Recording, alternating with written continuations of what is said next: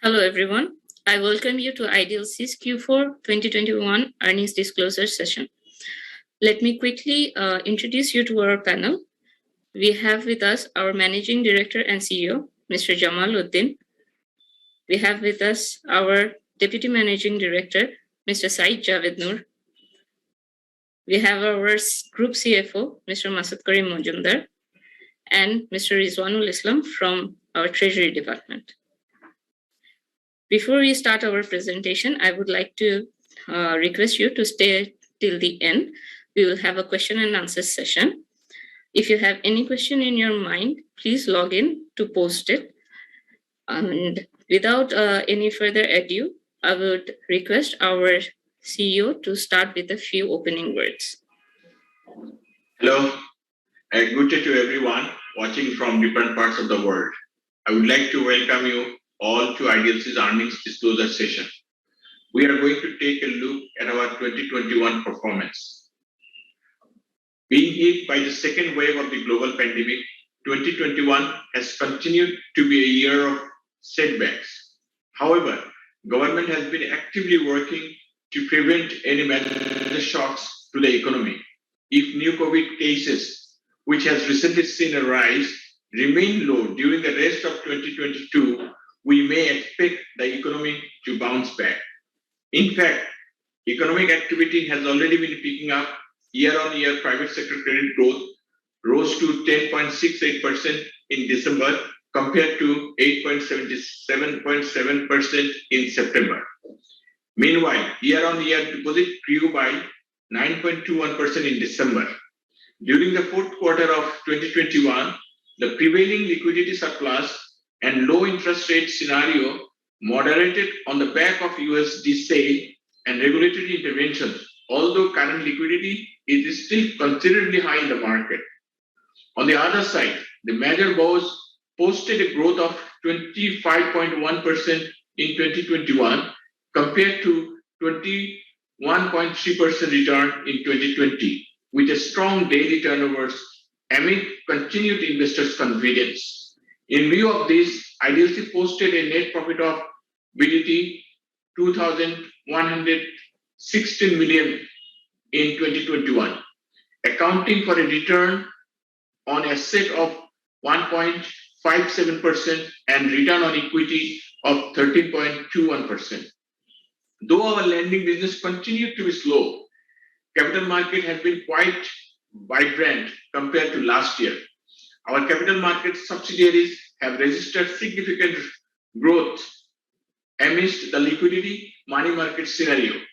For our finance vertical, amid the pandemic, our efforts were more focused towards collection and non-performing loan management. However, our liquidity position remains robust and will enable us to grow our loan book in the coming years as the economy continues to recover. Nonetheless, sustainable portfolio growth and portfolio quality maintenance will continue to be our top priority. Going forward, our aim is to strengthen our distribution network and focus on process automation. As part of our efforts towards greater financial inclusion and after successful launching of our digital deposit products, we are now set to explore digital lending products. Last but not the least, we aim to further invest towards meeting our community objectives. Now, our DMD, Said Javed Noor, and our Group CFO, Mr. Masud Karim Mojumdar, will take you through the highlights of the period. Javed, over to you. Thank you, Jamal Bhai. Thank you for your nice deliberation. Good day to all of you watching us from who have joined from different parts of the world. So, while before getting into our financial performance detail, we'd like to give you a glimpse of the operating environment here in Bangladesh. So if you look at our core lending business which has been impacted or which has been influenced by the liquidity surplus and low interest rate. So what we have experienced, the liquidity scenario and the interest rate environment has started moderating since Q4 2021. Bangladesh Bank has sold roughly $2.5 billion, mopping up roughly 215 billion taka from the local market. This has been done to support the LC settlement increase by around 52% on a year-on-year basis. It has now reached to $30.3 billion between July 21st to November 21. We've also seen with the rise of the economy activity, we've seen the import has grown by 54%, reaching close to $39 billion in the first 6 months of 2021-22. The export also have seen strong growth, around 27.3%, which has stood at $23.36 billion. However, what we have seen, the remittance has gone down by around 20%. It has now reached to $11.94 billion in the first half of financial year 2022 income. Move on to the next slide. So because of all this, the trade balance gap has now has been pushed down pushed up to basically over $8 billion in December 2021, which was around $3.8 billion in June 21. Private sector credit growth has missed the target of 14.88%. It is now it's reached to 10.68% in December 21. Deposit grew moderately at 9.21% in December 21.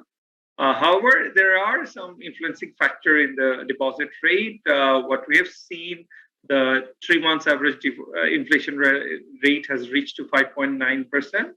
As per the government Bangladesh Bank directive to align the retail deposit rate to the inflation rate, we would probably see the rates to rise a bit with the inflation rate.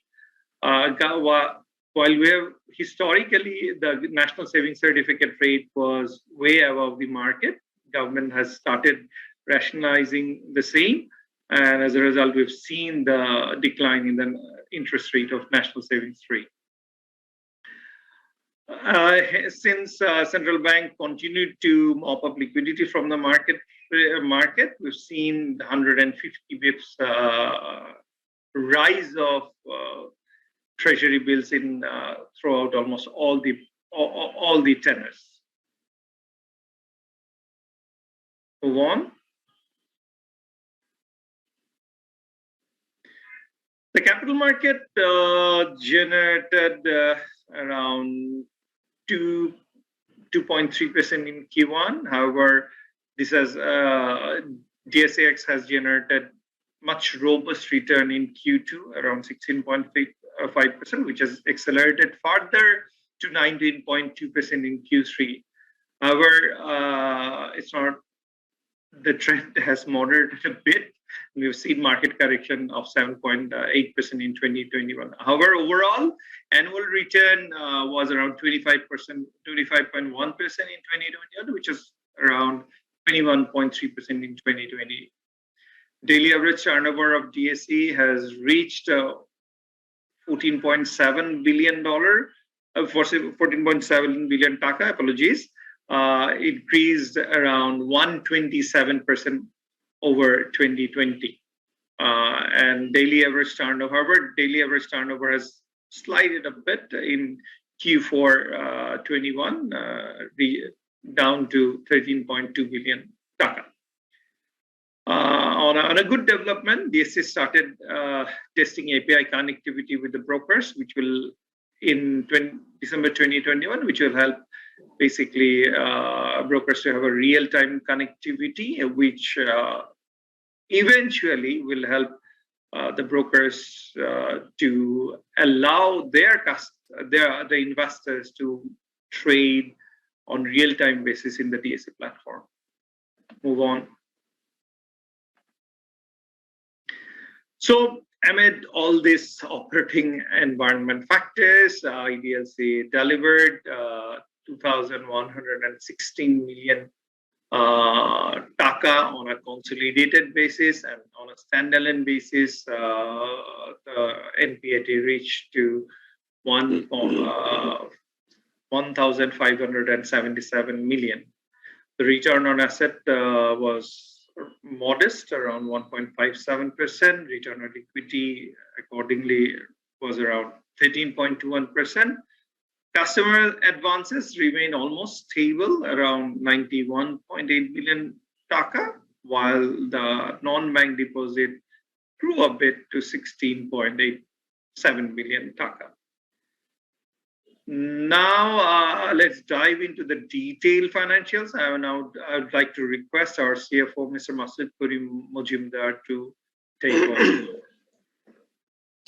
Thank you, Javed bhai, and hello everyone. So, on the background of the operating environment which Javed bhai just explained, if we come down to a bit details analysis, if we can see that, as he has already mentioned, we have delivered 211 crore profit in 2021 against 255 crore of 2020. It's a 17% degrowth from last year. The main reason, as he has just said, IDLC Finance, the core lending business, saw a bit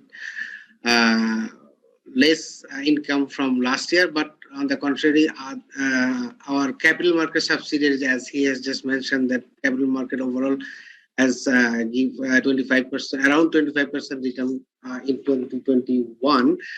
So our three capital market subsidiaries, IDLC Securities, IDLC Investment, and IDLC Asset Management Company, shown a very good return. Like IDLC Securities gave 108% growth from last year, and IDLC Investment 32% growth over last year, and IDLC Asset Management 150 crore. So sum of all this is 211 crore. We'll go for further detailed analysis in the next slide. If we move on to the next slide. So as I said earlier slide, that IDLC Finance, the core finance business or lending business, saw a bit, 29% degrowth from last year. In case of operating income and operating profit, we can see there is a 4% and 5% growth over last year. The main reason basically was the net interest income grow on and investment income from the capital market from our own portfolio. But the main factor was the growth of the profit was mainly provisions for loans and advances. As you know, many of you know that in 2020, Bangladesh Bank circulated a few relaxed provisioning policy, which was mandatory for us. We could not classify a few accounts, though they were defaulter in payment. But in 2021, the Bangladesh Bank had again come up with another circular of the 15% payment out of 100%. Those who paid only 15%, they can be treated as a standard client, or NPL is zero. So in 2021, we have given, I will show you later, we have given the benefits to fewer clients, but we, to be in the safe side, we haven't released the provision and we haven't taken the income on those accounts. On that ground, we have to take a few extra provision for predicting the future challenge. We have taken a cushion of a few extra provision in loans and advances. That's the main reason for degrowth of 29%. Last year, another reason was in last year we had a huge amount of capital gain from trade of treasury bond, but in 2021 the amount was absent in this year. So these two reasons mainly caused the 29% degrowth from last year. But if we go to the next slide and see the details of consolidated basis, first of all, if we see the loans and advances, this is slightly 1% degrowth from last year. Mainly, we were cautious during 2021. We didn't go for aggressive lending. We were a bit selective. We didn't go for name lending.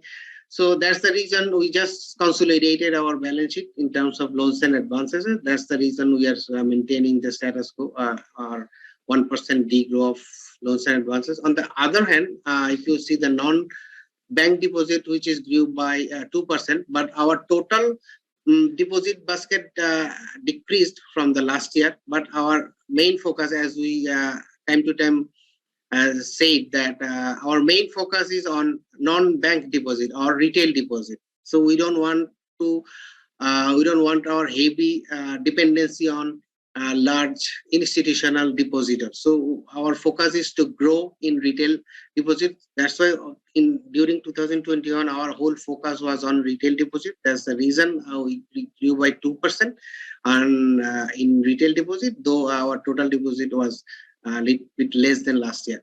So if we see the profit and loss account, as I said earlier, net interest income grew by 13%. This is because basically, despite the growth of asset portfolio, net interest income grew because rate reduction. I mean, the deposit basket, repricing of deposit basket was faster than the asset basket. So we got an advantage of spread in net interest income. That's the reason it's grew by 13%.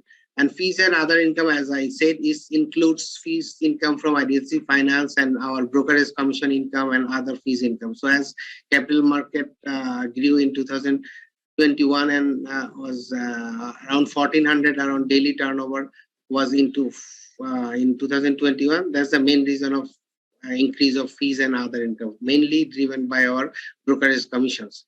So investment income, as I mentioned earlier, that it's degrow by 15%. The main reason was capital gain from bond.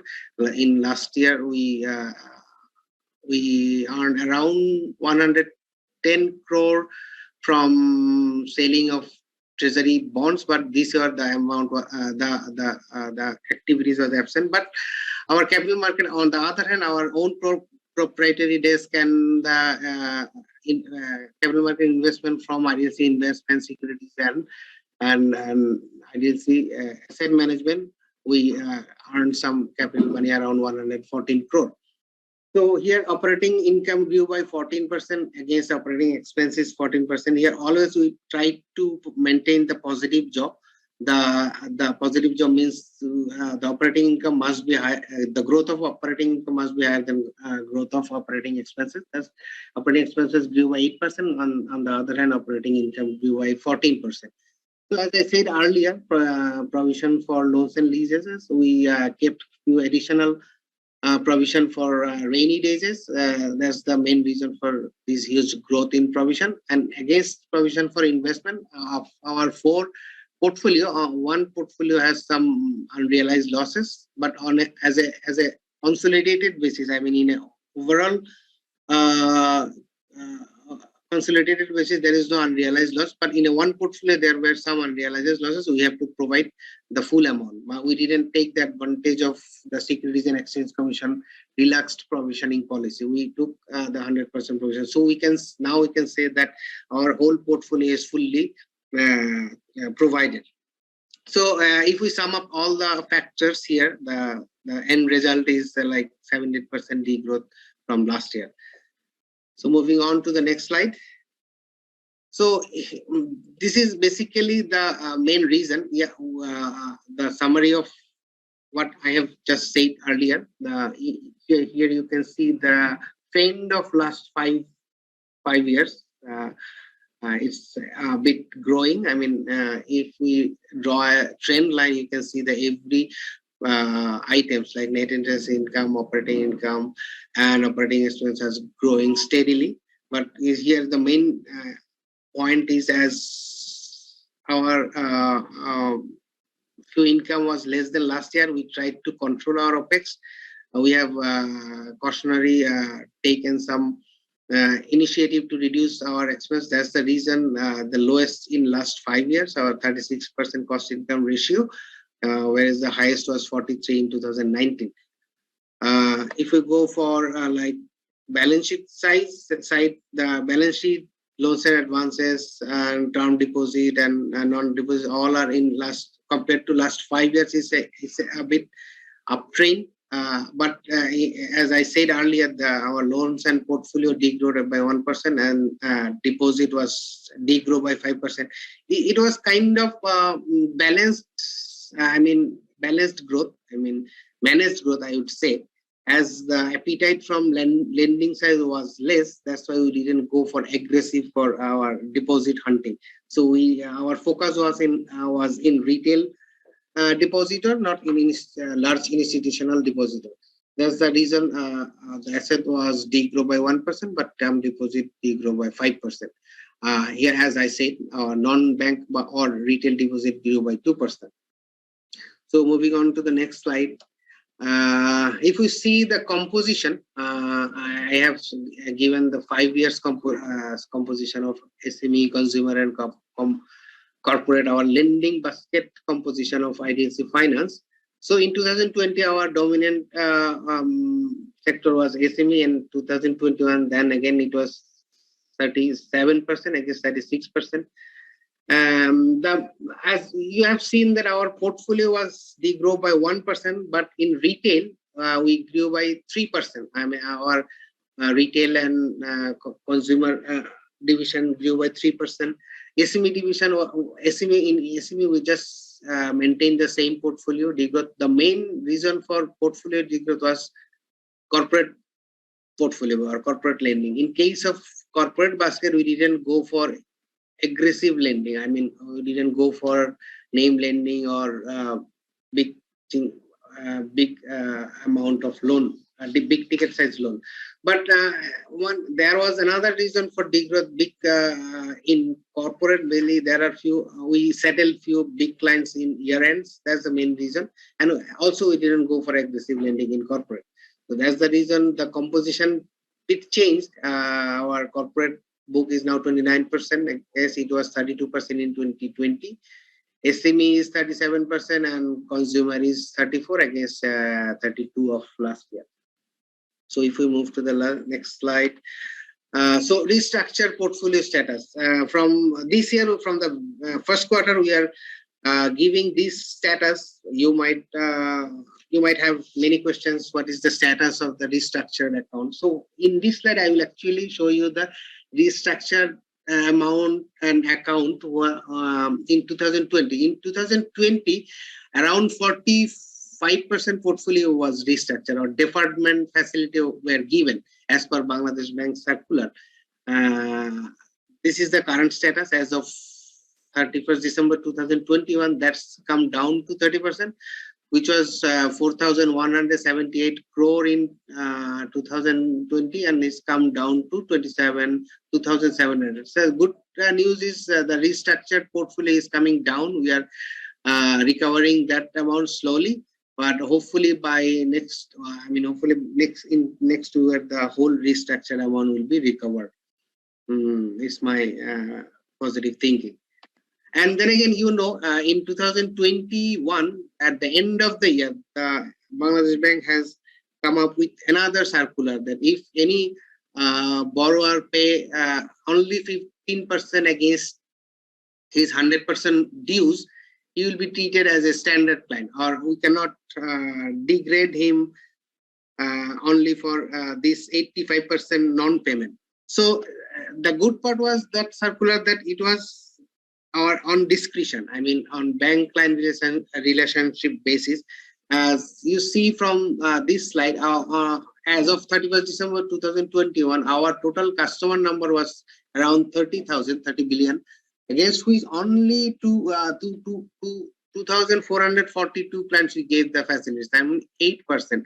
So the main point to note here that in 2020 we gave almost 45% portfolio was restructured, but in 21 we gave only 8% of our account. We gave this facility to only 8% of our customer.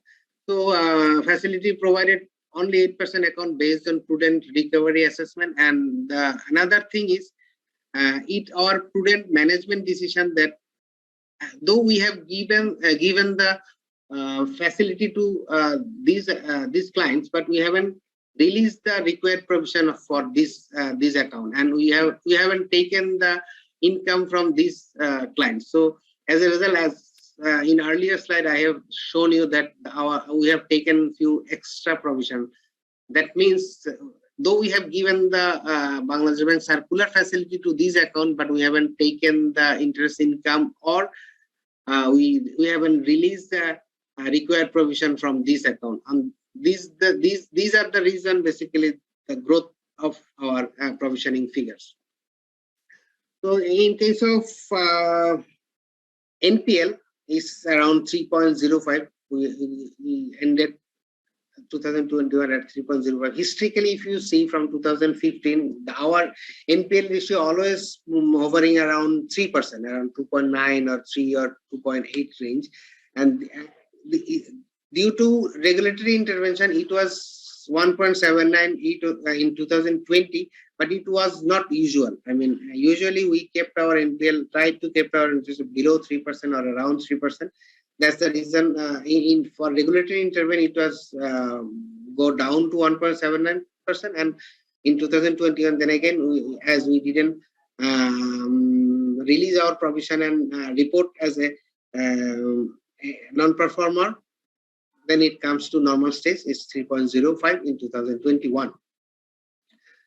So in terms of shareholders' return, as the profit has slightly degrow from last year, accordingly, all other index our ratios has come down, like return on asset, return on equities, and return earning per share as just the factor of the return we have shown in 2021. Our return on asset is 1.59 and our return on equity 13% around. Our earning per share is more than 5.34 as and book value per share is went up to 42.41.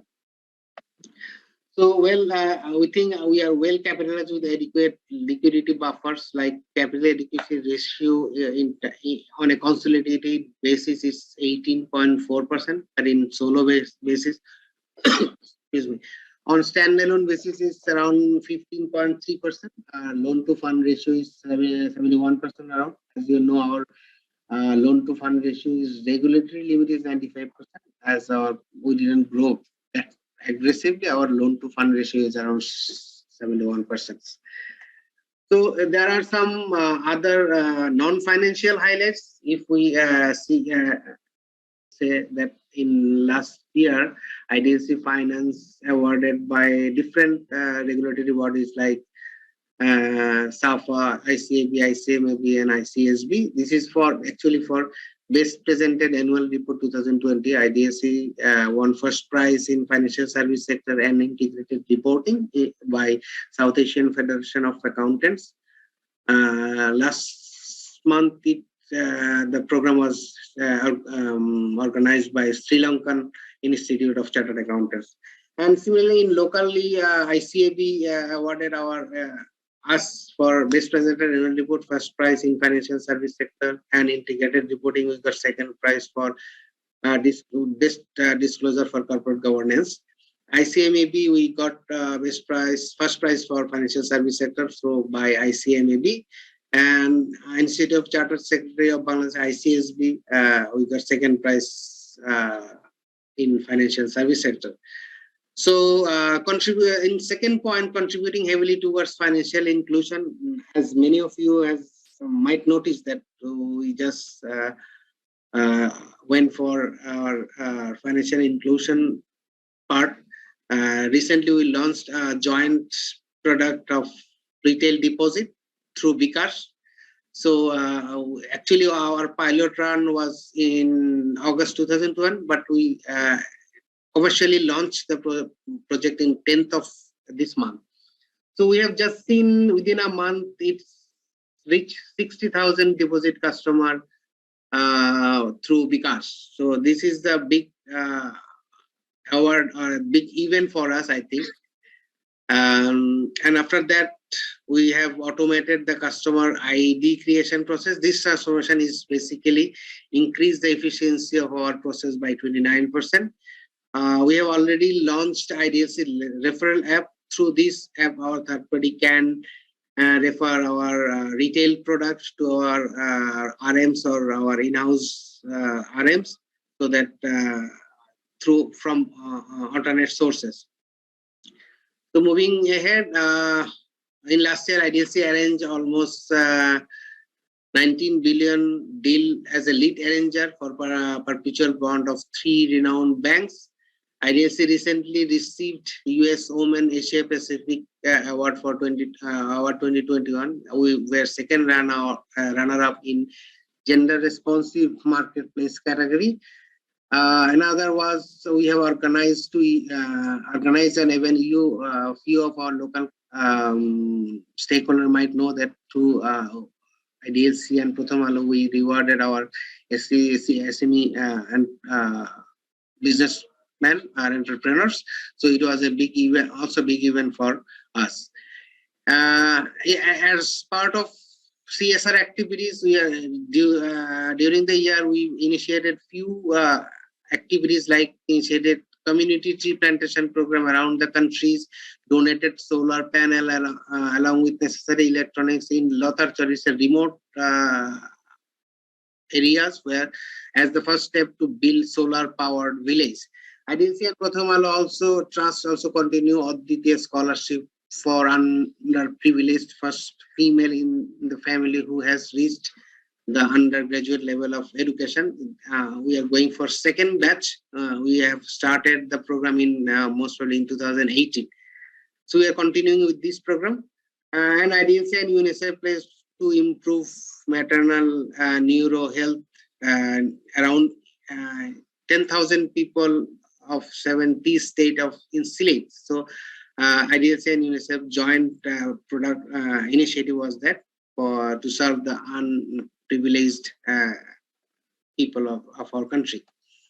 So going forward, there are a few initiatives. I would like to request our Javed Bhai to take us through these slides, the going forward initiatives. Thanks, Masood. I would say, as the economy recovers, we will now focus on loan book growth because lending is our core business.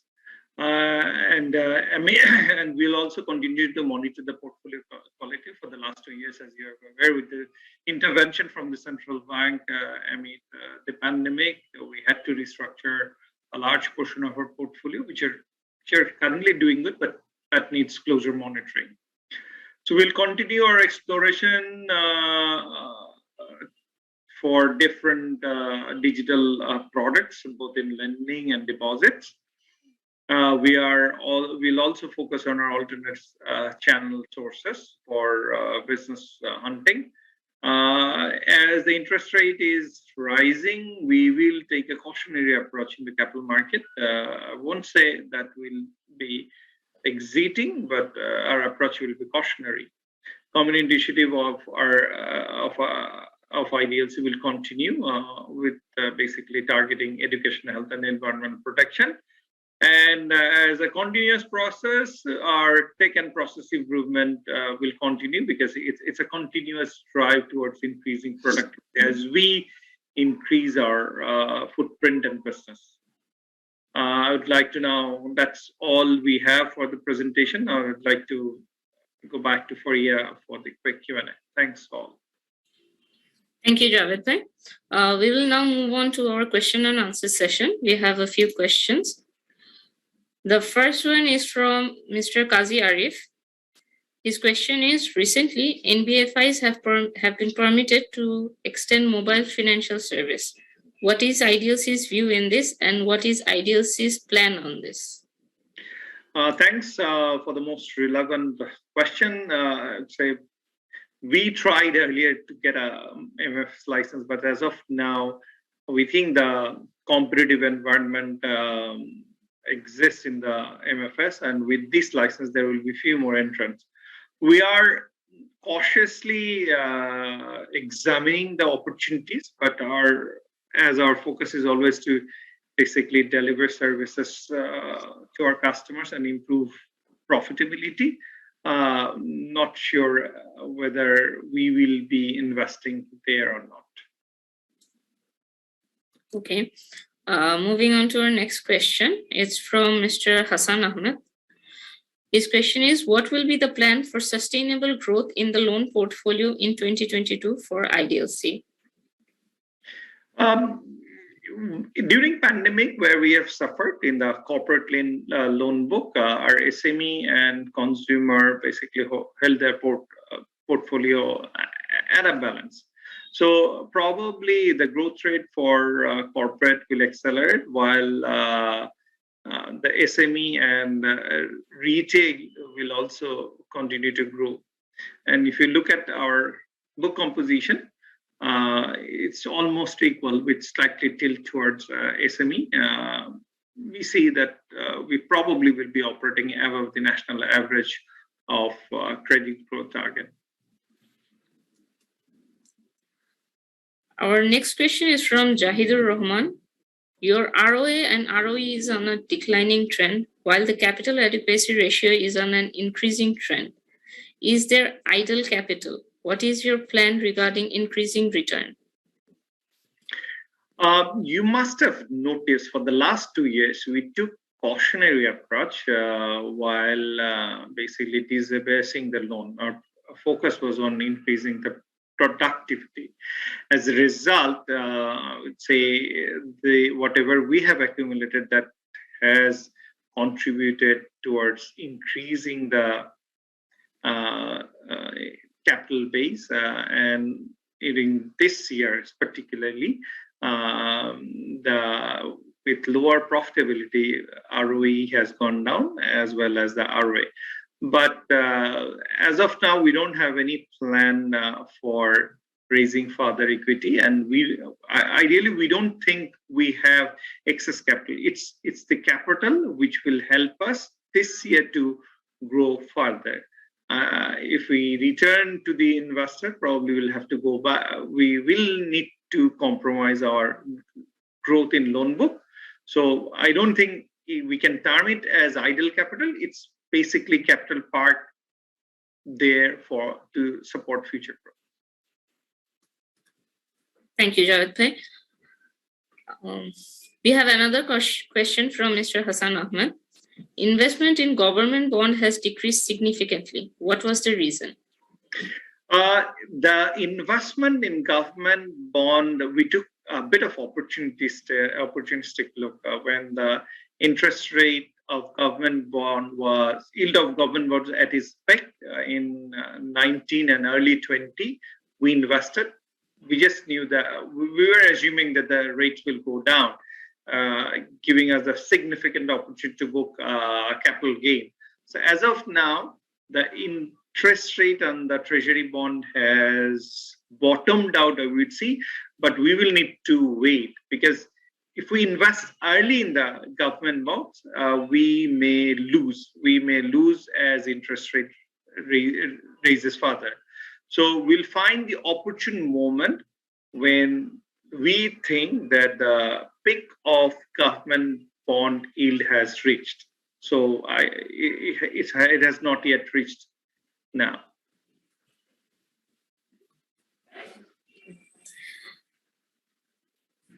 Our next question is from Qazi Rakib. Can you share your outlook for IDLC's credit growth in 2022? Which sectors and segment will drive it? What is the target loan book mix for IDLC? Let me take one by one. Our target book is almost equally split in all three segments: retail, SME, and corporate. While we think that the opportunities in the SME is slightly bit higher, and we always target our loan growth to be above the national average. So if there are no further outbreak of pandemic, we will aim to grow above the national average. However, the cloud in the horizon is that if there are further outbreak, we will probably take a cautious approach to protect our asset quality. We have another question from the same viewer. What is your outlook for net interest margin in the current rising rate environment? If you see that the central bank has really put a bar on or cap on the lending rate for banks, which eventually affects us as well. We don't have any cap for lending, but in a normal scenario, we can't really charge more than 100 bips premium over the banking interest rate. So with the rising interest rate on deposit, probably the margin will be squeezed further. We've enjoyed fat margins back in 2020 and 2021, which I see probably will decline a bit.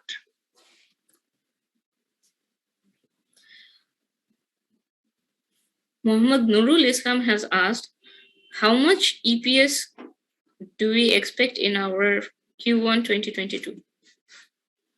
That's a forward-looking question. We can't really comment on this now. Next question is from Mr. Muhammad Nazmus Saqib. What is the extent of pricing pressure due to 9% lending rate cap in banks, and how is IDLC coping? For the last 2 years, what we've seen, there was ample liquidity in the market. So as a result, we could borrow at a lower rate. So yes, there were pressure from the banks to lend at a lower rate. And as we compete with the banks in terms of asset quality, we were almost at par with the banks in both retail and the corporate. With the SME, since we lend basically on an unsecured basis, where we compete with the microfinancing groups. So there we enjoyed a bit of higher margin than the banks. In general, banks do not enter on those markets. We have good, I would say, the slightly bit higher margin there. But in both in corporate and retail, we had to compete with the banks. Our viewer, Mr. Tazir Rakib, has asked, what was your provision coverage in 2021? Could we see a reversal in provisions in 2022? Now it's request Masood to. Yeah, thank you, Jadwai. The coverage was around 92 to 93% in 21 and 22, and then again it's depend on the situation. We actually don't know how the account will react in 2021. For those we have given the facility of 15%, but we are expecting that as we didn't release those provision for those accounts, so there is a chance of reversal, but then again it will actually depend on the situations of 2022. Okay. Our next question is on behalf of Brakipil. How are you seeing economic recovery taking place across different business segments? Do you have any specific focus? I would say there is no specific focus, as in general the economy is growing. If you look at the export registering, I think highest level, historical highest growth. If you look at the import, which supports consumption, it has also experienced significant growth. So what we see, if the export growth continues, which is bulk employer of a country, if the remittances, yes, it declined a bit, but probably that's not much. So if these two things are fine, we will see recovery, or the outlook for the economy in general will remain good. We don't see much of an issue. So all three business segments, corporate, SME, and retail, are expected to do well. Okay. Our next question is from Mr. Nazmus Saqib. Real estate experienced strong growth in 2021. What is your outlook on IDLC's real estate financing?